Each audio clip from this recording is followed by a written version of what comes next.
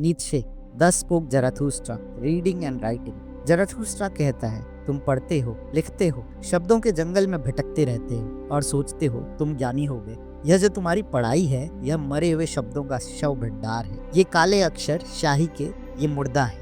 लिखो, पर शाही से नहीं, अपने रक्त से। जब तक तुम्हारा अपना जीवन रस, तुम्हारा रक्त शब्द नहीं बनता, तुम लिखते ही नहीं। रक्त में ही तो आत्मा का स्वाद है। पर मनुष्य डरता है, रक्त से भी, आत्मा से भी। इसलिए पढ़ने वाले आलसी हो गए हैं। वे शब्द चबाते हैं पर पचाते नहीं। एक और शताब्दी ऐसे पाठकों की हुई तो आत्मा भी सड़ने लगी। जब हर कोई पढ़ना सीख जाए तो लिखना और सोचना दोनों नष्ट हो जाते हैं। आत्मा एक समय भगवान थी, फिर आदमी बनी, और अब वो एक भीड़ है जो न ऊंचाई चाहती है न गहराई। जो रक्त में और सूक्तियों में लिखता है, वह पढ़ा नहीं जाना चाहता, वह स्मरण किया जाना चाहता है। सूक्तियां पर्वत शिखर हैं, उन्हें समझने के लिए लंबे पांव चाहिए और ऊंचे हृदय। जहाँ वायु विरल है, खतरा पास है, वहाँ आत्मा आनंद से शरारती हो जाती है। साहस भूतों को भगाता है, पर हंसते हुए अपने लिए नए प्रेत भी रच लेता है। भीड़ बादलों की तरह भारी है। ज़राथुस्ट्रा हंसता है क्योंकि वह बादलों के ऊपर खड़ा है। तुम ऊपर देखकर ऊंचाई चाहते हो और वह नीचे देखकर ऊंचा होता है।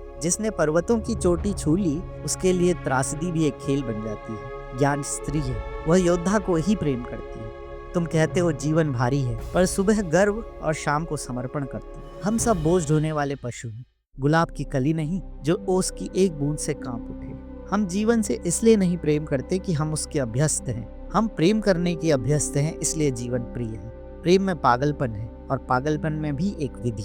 देखो उन तितलियों को, साबुन के बुलबुलों को, वे ही सच्चा आनंद जानते हैं। ज़राथुस्ट्रा कहता है, मैं उसी परमात्मा पर विश्वास करूंगा जो नाचना जानता हूँ। सच्ची आध्यात्मिकता कठोर, बोझिल या दमनकारी नहीं होनी चाहिए। सच्चा दैवीय वही है जो जीवन को हंसी, उल्लास, सृजन, गति और नृत्य की तरह जी सके। इसके विपरीत उसका शैतान, वह गंभीरता से भरा, बोझिल है। वह स्पिरिट ऑफ ग्रेविटी, जीवन में बोझ, उदासी, नैतिक कठोरता, भय, अपराध बोध और ऋणियों का प्रतीक है। वे सब चीजें जो मनुष्य को भारी, जड़ और असृजनात्मक बनाती हैं। उसे हंसी से मारो, क्रोध से नहीं। इसके बाद ज़राथुस्ट्रा खुद के परिवर्तन का वर्णन करता है। पहले उसने चलना सीखा, फिर दौड़ना और फिर उड़ना। वह मनुष्य की आत्मोन्नति की रूपक यात्रा है। पहले भारीपन से मुक्त होना, फिर स्वतंत्रता पाना और अंत में आत्मा का हल्का उड़ता हुआ नृत्यमय रूप बन जाना। आखिर में ज़राथुस्ट्रा कहता है, अब मेरे भीतर एक ईश्वर नृत्य करता है। अर्थात उसने उस आंतरिक दैवीय ऊर्जा को पा लिया है जो गंभीरता के बोझ से मुक्त होकर नाचने लगती है।